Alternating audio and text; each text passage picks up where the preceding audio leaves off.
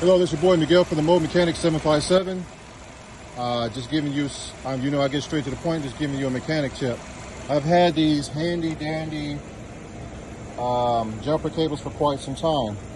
In the store, they sell these thin ones that are garbage. They can't put enough amperage in it from one car to another car. Think of this as a garden hose. A thin one, you're getting a little bit of water flowing through the pipe. But a thicker one is a thicker pipe that can have more electricity going from one car trying to jump to the other car. So when you're buying jumper cables, and I have these for about 15 years, I can jump people very easy. I don't have to sit there and rev up the car because these are nice and thick and a lot of electricity and amperage is going through. Those thin ones, sometimes they don't even work whatsoever. So compare the jumper cables and the thickness like I have right here.